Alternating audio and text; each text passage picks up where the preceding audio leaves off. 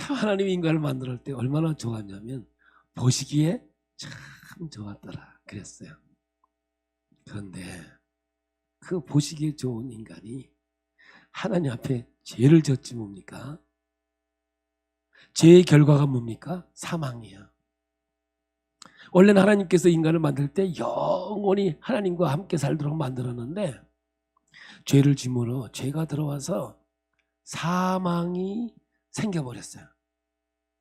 그리고 사망이 왕노릇하게 돼 있어요. 영원한 인생이 유한한 인생으로 바뀌게 된 거죠. 그래서 하나님께서 다시금 그 사람들을 영원한 하나님의 자녀로 회복하기 위해서 예수 그리스도를 통하여 인류의 구원의 역사를 이루시는 사건이 바로 성경 전체의 이야기가 되겠습니다. 그러면 죄로 인해서 와진 게 뭐냐? 그 죄의 열매가 뭐냐? 내가 주인이 된 거예요. 내가 주인이 된 거예요. 그래서 여러분 성경에 보면 창세기에 우리가 하다가 인간의 타락과 죄로 인해서 바뀌어요. 내가로 이제 1인칭으로 호칭이 바뀌어버리고 말아요. 내가 주인 되었고 내가 왕이 되었고 내가 모든 것이 된 거예요.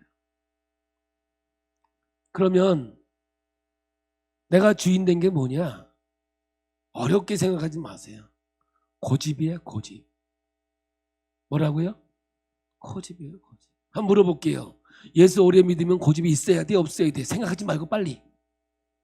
대답은 참 이상하게 살아가는 만큼 고집이 있는 거예요. 다음 주에도 나오겠지만은 어린아이가 등장합니다. 어린아이 같아야 천국에 온다는 거예요. 목사님들의 설교를 보면 어린아이가 됐네. 첫째 착하다. 애가 착해요? 말 직사게 안 들어요. 말 안 들어요. 참말 안 들어. 순종을 잘한다? 아이 돈 주니까 순종하지. 무서우니까 순종하는 거예요. 고집이 세지는 거예요. 그럼 고집은 언제 해결하냐? 얻어 터져야 해결된다니까. 그게 성경의 이야기, 얻어 터지는 이야기가. 옛날에 집사님이 한 분이 저한테 목사님 저녁 식사 한번 대접할 테니까 저녁 식사 하시죠. 제가 또 먹는 걸 좋아하니까 할렐루야 감사합니다. 이제 저녁을 먹으러 가게 된 거예요. 이 집사님 운동하고 그 옆에 부인 집사님이 앉고 뒤에 우리 한 사람이 앉고 제가 앉고 그 뒤에 그 집사님 아들이 앉았어요. 이 아들이 가는데 물어봤어요. 아빠 오늘 뭐 먹어? 그러니까 뷔페.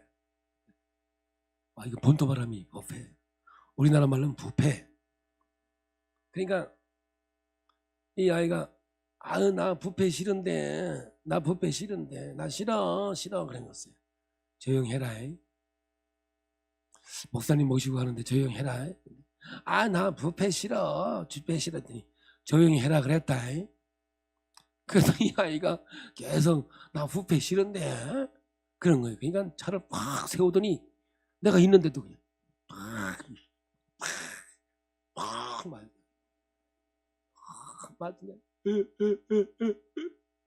뷔페 맛있겠다. 뷔페 맛있겠다. 아니 그냥 맛있다 그러지. 안 되냐?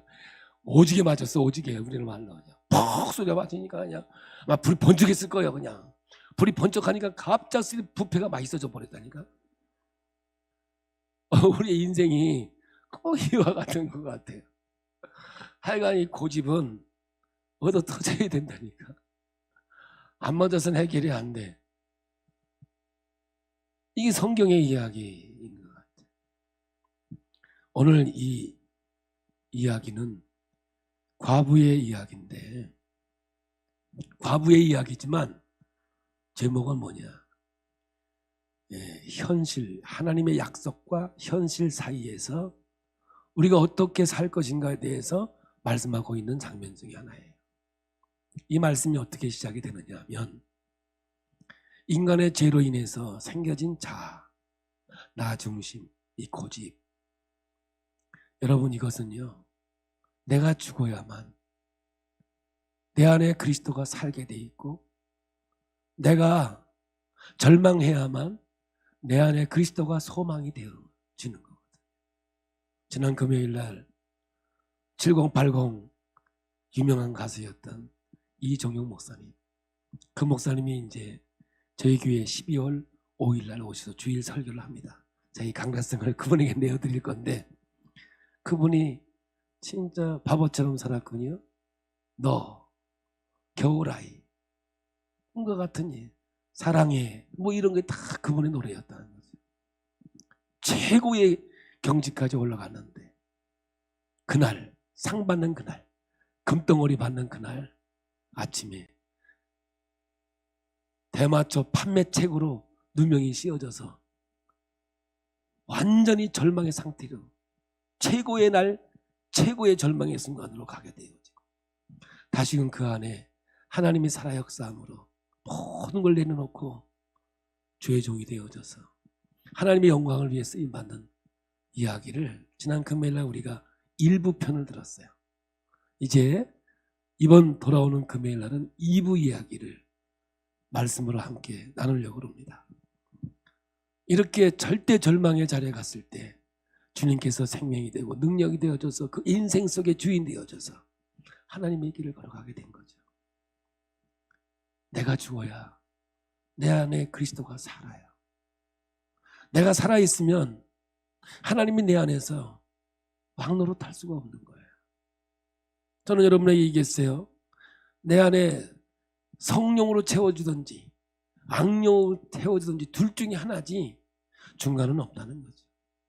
내가 하나님 앞에 쓰임 받든지 아니면 어둠의 영의 지배를 받든지 둘 중에 하나지 중간지대는 없다고 성경은 우리에게 말씀하고 있는 거라고요. 하나님의 구원을 선포하는 거예요. 그러므로 성경에서 누가복음 시작과 동시에 내가 누구인가?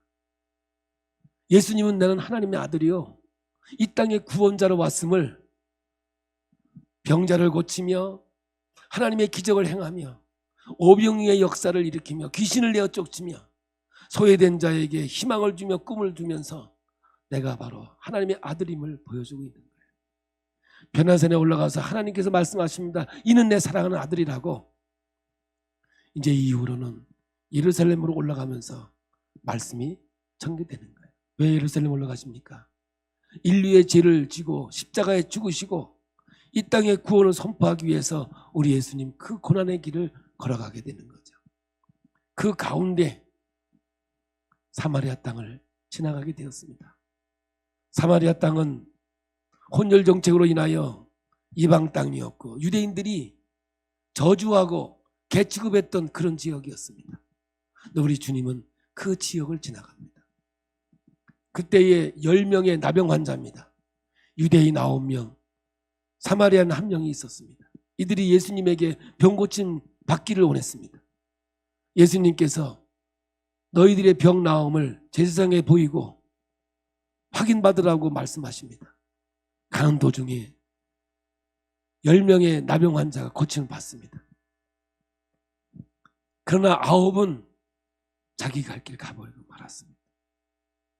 그 중에 1명 사마리아인이 예수님께 다가와서 진심으로 고침받은 것을 감사하며 하나님께 영광을 돌립니다. 그때 주님은 말씀하십니다. 내 믿음이 너를 구원하였느니라. 이걸 들었던 바리새인들이 성경적인 지식을 갖고 있었습니다. 어떤 지식입니까?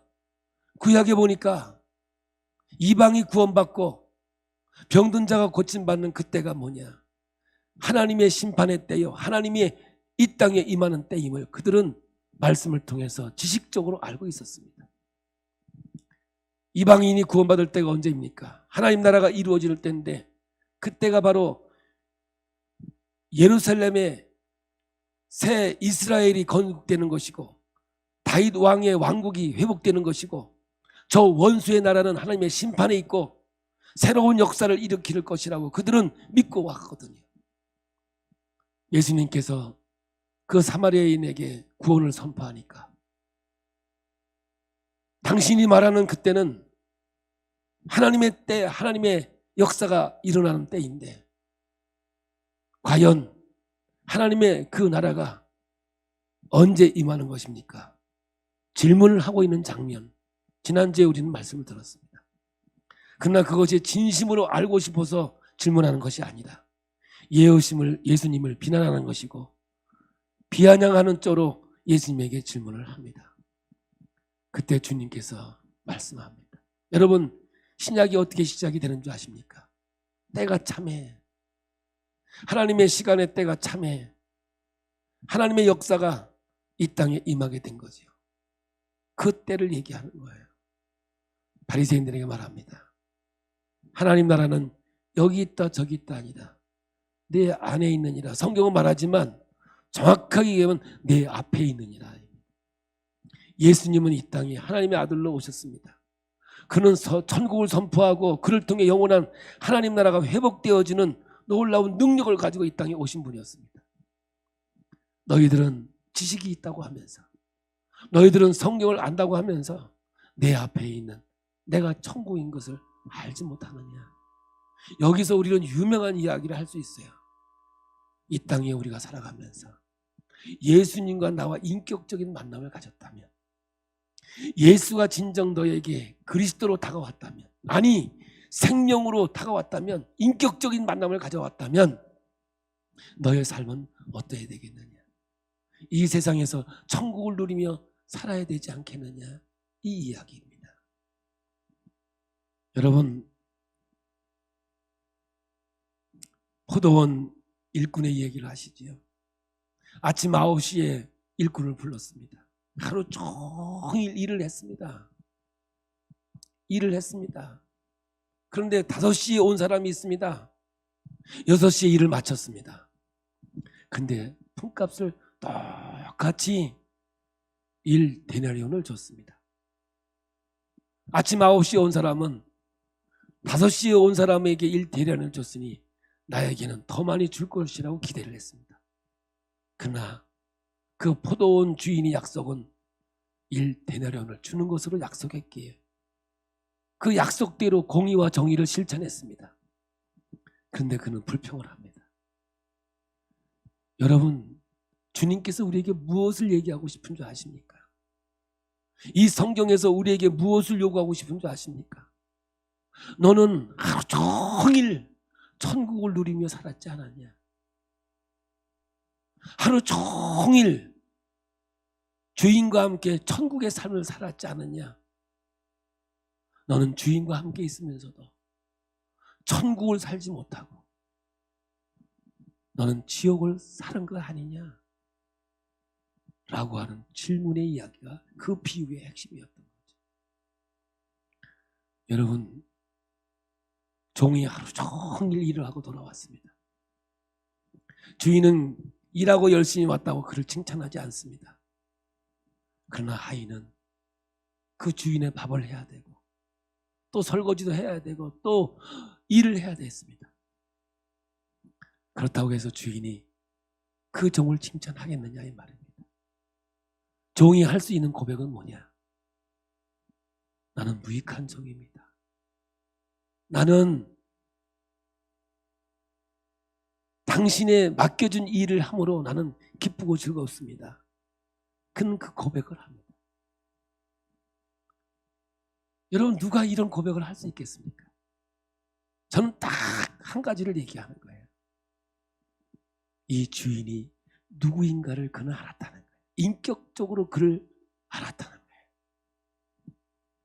여러분, 그 인격적인 만남을 통해서 그분 앞에 있는 존재 자체만으로 기뻐하고 즐겁고 행복했던 그 삶이 그 하인의 삶이었기에 나는 그저 무익한 종이었고 맡겨진 일에 기뻐하고 즐거워하고 행복한 삶을 살았습니다 라고 그는 그런 고백을 할 수 있었다는 거예요. 사랑하는 우리 기쁨의 교회 성도 여러분, 저와 오늘 여러분은 어떠한 이 땅의 그리스도인의 삶을 살아가고 있습니까? 그 예수를 믿고 주님을 따라가는 우리의 삶 속에 진정한 구원의 기쁨과 감격이 나를 지배하고 내가 이 땅에 지금 존재하는 것만으로 기뻐하고 행복하고 있느냐 이거 말이에요. 여러분, 사도 바울은 이 예수님을 인격적으로 만났습니다. 인격적으로 만나고 보니 그의 인생 속에 억울한 일 얼마나 많습니까? 얼마나 많은 시련과 고통과 아픔을 경험합니까? 그러나 사도 바울은 그의 일생의 고백 중에 원망, 불평 없었습니다. 때리면 맞았고 버리면 버려졌고 가두면 갇혀졌습니다. 그러나 그는 늘 고백합니다. 나는 기뻐하노라고. 나는 행복하다고. 나는 감사하다고. 그게 뭡니까? 그는 하나님 앞에 서 있는 자신을 발견한 겁니다. 인격적으로 하나님을 발견하고 나니 고난받는 것도 하나님 앞에 영광이요, 사는 것도 영광이요, 죽는 것도 유익이라. 그 일생 속에 참 아름다운 신앙의 역사를 이뤄갑니다. 우리는 사도 바울을 본받을 수는 없습니다. 그러나 그가 하나님을 경험하고 그 일생 동안 감사하고 기뻐하면서 주의 길을 걸었을 그의 인생을 보면서 오늘 우리는 과연 인격적인 예수를 만나고 그 주님으로부터 부여받은 구원의 감격 속에 오늘을 살아가느냐? 오늘도 성경은 우리에게 질문하고 있는 겁니다. 너는 나를 누구라고 하냐? 세상 사람들은 선지자여 예언자여 이렇게 말하지만 과연 너는 나를 누구라고 하느냐? 베드로처럼 주는 그리스도시여 살아계신 하나님의 아들이라고 진정한 나의 고백이 있다면 여러분, 그 존재 앞에, 여러분 다윗이 그 왕궁 앞에 있는 것보다 하나님의 성전에 문지기를 있는 것이 더 기쁘고 즐겁다고 고백했던 것 같지. 저 오늘 여러분은 무익한 종이요 내게 맡겨진 일을 감사하며 영광 돌리는 주의 종이라고 고백할 수 있어야 될 거라고 믿습니다. 오늘 여러분 말씀을 우리에게 이렇게 도전하고 있는 거예요. 그러니 바리새인들에게 천국이 여기 있다 저기 있다 하지 마라. 천국은 사람이 보게 오는 게 아니다. 아무도 아는 게 아니다. 그것은 하나님이 계획하신 것이고 하나님의 역사와 인도하심 속에 있는 것이라고 말씀하고 있습니다. 그러나 성령은 지금 내 마음속에 오셔서 하나님이 우리와 함께하는 줄로 믿습니다. 그 인격적인 주님을 만나고 주님과 함께 여러분 주의 길을 걸어갈 때 우리는 이 땅에 비록 살지만 천국을 살아낼 수 있는 것이고 하나님이 주신 은혜 안에서 기쁨과 즐거움과 행복을 누리는 믿음의 자녀의 삶을 살아가는 것이 진정한 이 땅의 신앙의 삶이고 주님을 인격적으로 만난 자의 삶이 되는 줄로 믿습니다. 이러한 이미 천국이 이 땅에 왔는데 너희들은 성경에 지식이 있다고 하면서 알지도 못하느냐, 보지도 못하느냐, 깨닫지도 못하느냐. 주님이 이 말씀을 주시는 겁니다. 그리고 곧바로 제자들에게 말합니다. 아직 이 땅에 오실 예수에 대해서 말씀하고 있는 거죠. 예수님이 제자들의 앞으로 삶이 눈에 보이는 겁니다. 앞으로 이들이 어떻게 살아갈 것인지 눈에 훤히 보이는 겁니다. 시련이 있을 것이고 고난이 있을 것이고 고통이 있을 것이고 아픔이 있을 것이고 심지어는 죽어야 되는 상황이 있을 겁니다. 우리가 알다시피 예수님이 부활 승천하시고 예수 믿는 사람들이 얼마나 많은 시련을 겪습니까? 예수님 믿는 것 때문에 흩어져야 되고 예수님 때문에 얼마나 많은 시련과 어려움을 당하고 있습니까?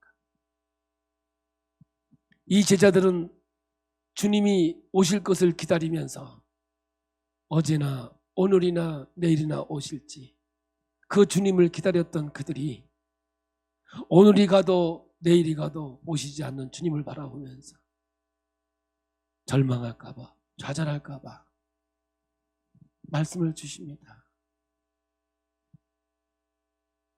반드시 다시 오실 것이라. 그러면서 이를 얘기합니다. 노아의 때나 롯의 때와 같을 것이다. 여러분, 수많은 사람이 있었지만 당시에 노아의 가족밖에는 구원을 받지 못했습니다. 노아가 높은 산에서 여러분 마른 땅 위에 배를 지을 때 얼마나 많은 사람들이 비아냥거리고 놀려댔습니까? 그러나 여러분, 우리는 알지 않습니까? 하나님의 노아의 홍수의 심판을 이 땅을 쓸어냈다는 것이죠. 롯의 가정을 보십시오. 소돔과 고모라가 하나님 앞에 심판을 받습니다. 롯의 가정만 구원받는데 가정이 다 구원받는 건 아닙니다. 사위들도 다 불에 탔습니다. 그 부인조차도 뒤를 돌아보지 말라고 했는데도 불구하고 순종하지 못하고 돌아봄으로 인해서 소금기둥이 됐다고 성경은 기록하고 있습니다. 여러분, 오늘날 이 시대에도 기독교는 얼마나 많은 비아냥을 받습니까? 하나님의 창조의 세계를 얼마나 세상 속에서 여러분들 우롱합니까? 하나님의 계획과 섭리 속에 이 세상이 있음에도 불구하고 인간의 의지로 세상을 바꾸려고 합니다. 여러분, 이 땅에 남자로 태어난 것도 여자로 태어나는 것도 하나님의 은혜요, 하나님의 역사요, 하나님의 인도하심 아니겠습니까? 근데 인간의 의지로 남자가 여자가 되고 여자가 남자가 되는 그러한 세상이 오늘날 세상으로 점차 바뀌어가고 그렇게 이 세상을 만들어 가려고 하는 이 어둠의 세력들이 얼마나 여러분 노아의 때나 롯의 때와 별반 다름이 없는 오늘의 이 시대를 바라보면서 지금도 이 말씀을 우리에게 주고 있는 것 같습니다. 천국은 이미 이 땅에 왔습니다. 그러나 아직 재림의 역사는 오지 않았습니다. 그러나 분명히 올 거라는 겁니다. 그러면 어떻게 살아갑니까? 우리의 현실 속에서 어떻게 살 것이냐 이 말입니다. 이 현실 속에서 어떻게 살아낼 것인가? 우리 주님은 너무나 안타까워서 오늘 18장에 있는 말씀을 주시는 겁니다. 내가 너희에게 기도하기를 원한다는 겁니다. 왜 기도합니까? 낭망하지 않게 하기 위해서. 시련이 길어집니다. 환난이 길어집니다. 너무나 고난이 길어집니다. 여러분, 초대교회에 얼마나 많은 사람이 배교를 합니까? 얼마나 많은 사람들이 하나님을 떠났습니까? 이런 위기 속에 여러분 히브리서는 기록이 되어졌습니다. 하나님의 열심을 보십시오. 아브라함 갈대아 우르 땅에 이름도 없이 전혀 빛도 없이 태어난 인생을 하나님이 부르셔서 일생 동안 그를 인도하십니다. 하나님이 열심히 뭔지 아십니까? 그러한 사람을 믿음의 조상으로 만드는 겁니다. 그에게 약속을 합니다. 하늘의 별처럼 바닷가의 모래처럼 너에게 민족을 주겠다. 그러나 여러분, 아브라함은 하나님과 그 약속을 했지만 살아생전에 그런 약속을 받지 못했습니다. 딸랑 하나님의 아들 이삭 하나를 받습니다. 그러나 아브라함은 그 믿음이 식지 않았습니다. 그 약속을 여러분 어기지 않았습니다. 어떠한 환난과 어려움 속에서도 그 믿음을 가지고 그 약속을 믿고 살았습니다. 하나님의 열심히 뭔지 아십니까? 그런 아무것도 아닌 존재를 믿음의 조상으로 만들었다는 겁니다. 야곱은 뭡니까? 사기꾼, 약탈자, 아무것도 아닌 자 아닙니까? 그러나 하나님께서 그를 불러냈습니다. 그의 고난과 어려움과 환난 속에서 하나님이 누구인가를 그에게 가르쳐줍니다. 야복강의 기도는 여러분 환도뼈가 위골되어지는 상황까지 갑니다. 거기서 하나님의 인격적인 만남을 갖습니다. 여러분 보십시오.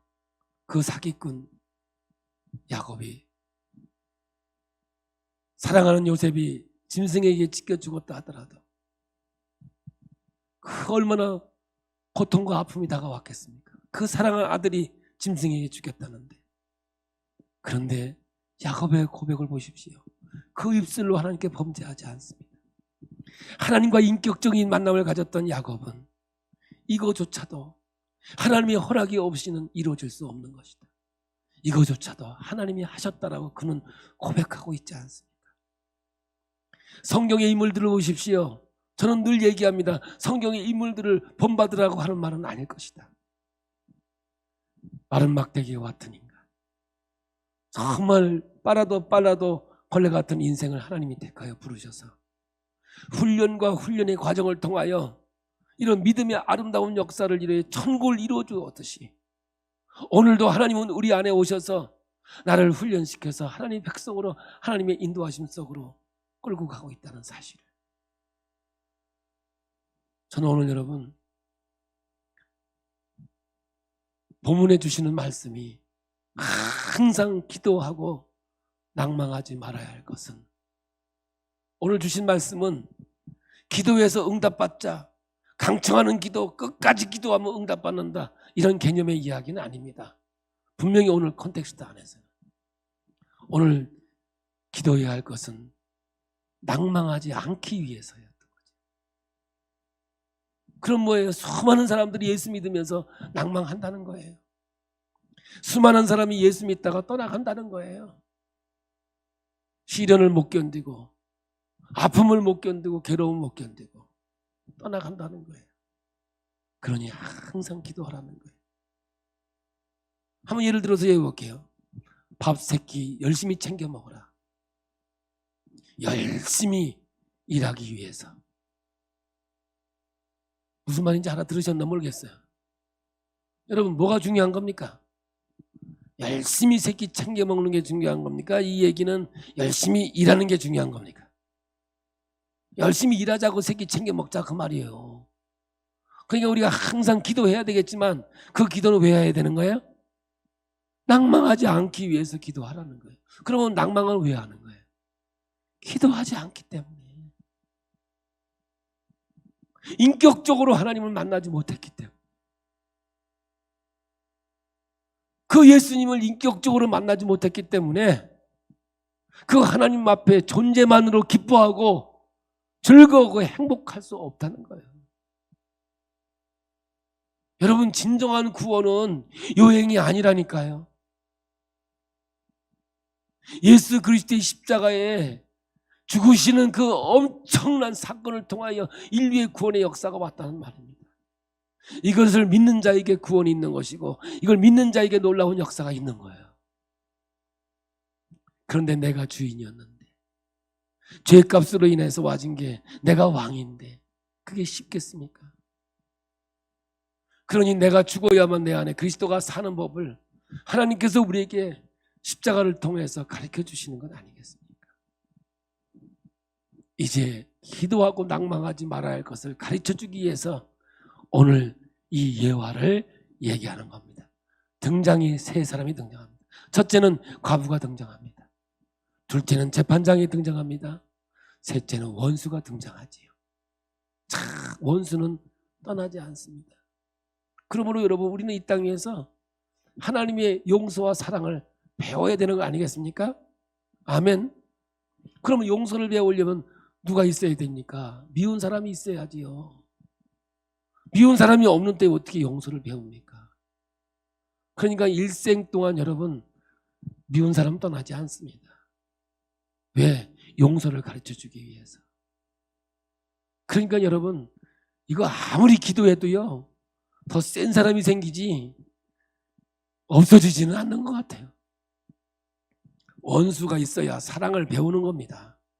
하나님과 우리가 아직 원수 되었을 때에 하나님이 인간이 이 땅에 오셔서 우리를 위해 죽어주심으로 하나님과 우리의 사랑을 확증시켜주는 거 아니겠습니까? 그러므로 이 땅에서 우리가 배워야 될 게 뭔지 아십니까? 용서와 사랑을 배워야 되는데, 미운 사람과 원수는 다 어디 있습니까? 마태복음 10장 36절, 사람의 원수는 어디에 있느니라? 집 안에 있느니라. 할렐루야. 여러분, 에덴 동산에 있었습니다. 여러분 가정에 있습니다. 교회에 있습니다. 이 세 개가 다 가정이라는 겁니다. 왜 교회를 허락했습니까? 용서와 사랑을 배우게 하시려고. 여러분 다윗이 오죽하면 그 고난이 길어지니까 뭐라 그래요? 여호와 하나님이요 왜 나를 버리시나이까? 어떻게 하나님이 계시면 내가 이렇게 살아야 됩니까? 이게 다윗이 고백이었다니까요. 언제까지입니까? 언제까지 나를 돌아보지 아니하시고 나를 이렇게 내버려 두실려십니까? 이 다윗의 고백이었다니까요. 그러나 하나님을 알고 하나님을 경험하고 보니 왕궁에 있는 것보다 성전의 문지기로 있는 것이 더 좋소. 이 고백했던 다윗의 심정을 여러분 아십니까? 라고 질문 안 하고 경험되기를 축복합니다. 할렐루야. 여러분 이 과부는 누구를 상징하느냐? 당시의 기독교를 상징하겠지요. 약자, 버려진 자, 소외된 자를 상징하고 있는 거예요.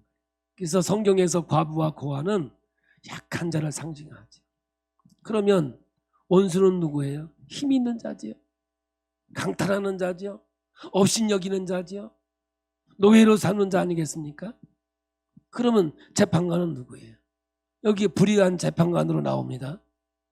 그렇지만 이 불의한 재판관 누구를 상징하고 있느냐면 하나님을 상징하고 있습니다. 그러나 여러분 오해하지 마십시오.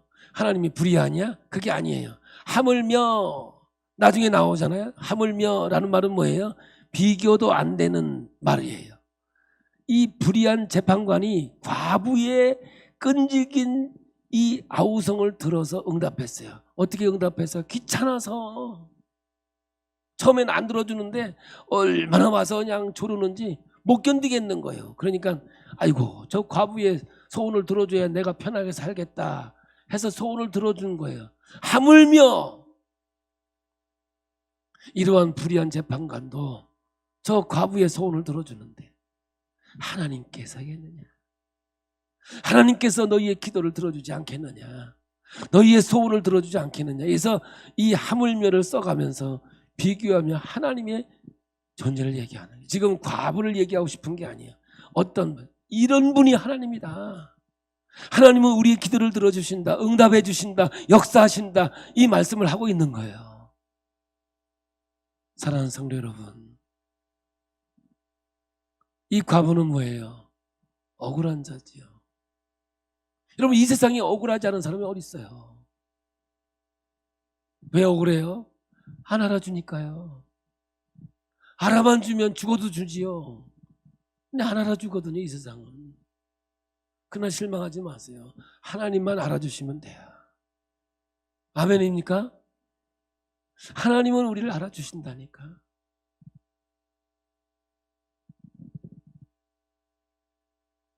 하나님은 내 머리카락을 빠지고 나는까지 아신대요. 내가 앉고 일어서는 것까지도 아신대요. 하나님이 내 인생의 설계를 다 마쳤어요. 저는요 지나온 세월을 이렇게 살아오면서 보니까 말씀을 보면서 보니까 좋았던 것도 많죠. 그런데 억울한 것도 많아요. 어떻게 이런 일이 있을 수 있느냐. 세상에.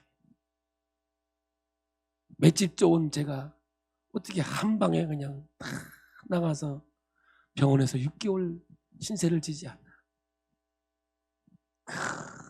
결혼하려고 그냥 사랑하는 여자와 결혼하려고 그냥 짜들이 우체국에다가 모아놓은 거 우리 교회 권사님한테 띠끼질 않나. 내가 나중에 꼭 물어볼 거예요. 권사님 진짜 안 빌렸냐고. 거기에다가 돈 떼먹은 것도 모자라가지고 내 돈 빌려가고 왜 안 줬다고 하니까 그런 정신 가지고 무슨 목회를 하려고 그러냐고. 그만두라고 나한테 또 그런다니. 아니 돈 떼먹은 인간이 더 큰 소리 치는 거예요. 우리 담임 목사님이 나를 불러가더니 얘기 다 들었는데 헝거맨 쌤 치래. 더 열받았잖아. 아니 사기꾼한테 사기당했는데 그걸 어떻게 헝거맨 쌤 치냐고. 그랬더니 하는 말이, 야 임마 너 목회해봐라. 이거 아무것도 아니다. 너 이것까지 이럴 바에 목회 그만둬. 그래서 그래요 때려칠게요 하고 내 나왔다니까. 근데 살다 보니까 그거 아무것도 아니더라고 진짜. 그런데 제가 왜 이런 얘기를 하느냐, 돌아와 보니 하나님의 설계였고 하나님의 계획이었고 하나님의 역사였던 거예요. 나를 사람 되게 만들기, 하나님의 종으로서 하나님의 말씀을 선포하는 주의 종을 만들기 위해서 내 인생을 그렇게 설계하셨고 그렇게 저를 인도해 오셨던 거예요. 저는 이제는 이런 기도 안 해요. 하나님 어려움 없게 해주세요. 힘든 일 없게 해주세요. 나 그런 기도 안 한다니까. 왜냐? 기도하는 날 생겨. 기도하는 날 어려운 일 생기고. 여러분 진짜 억울한 거는요, 뭐 말할 게 없죠 뭐. 그런데 예수님께서 말하더라고. 수고하고 무거운 짐진 자들아 다 내게로 와라. 나는 마음이 온유하고 겸손해 와서 내 멍에를 메고 내게 배우라. 그랬더니 하나 더 지뢰. 억울한 사람들은 뭐냐? 예수의 십자가를 하나 더 지라네. 탁 펴보니까 예수님보다 억울한 사람이 있으면 나와봐 한번. 그 생각이 얼떨듯. 그래 주님 생각하니까 억울한 게 없구나. 우리 예수님 병든 자 고쳐주고 다 살려줬던 사람들이 못을 박았잖아. 그럼에도 우리 주님은 그 길이 가야 할 길이기에 그 길을 또 쓰러지다 또 쓰러지다 또 일어나시고 그 길을 가야 했기에 십자가 길을 걸어갔던 거예요. 저는 믿어요. 내 인생 속의 이 만남은 하나님의 은혜요 하나님의 축복이에요. 이제 어떤 만남을 갖더라도 하나님이 나를 훈련시켜 주의 길을 가게 하신 하나님의 손길이요 하나님의 설계임을, 그리고 하나님의 권위임을, 하나님의 역사임을 저는 믿습니다. 오늘 여러분 주님께서 우리에게 말씀하십니다. 항상 기도하고 낭망하지 말 것을.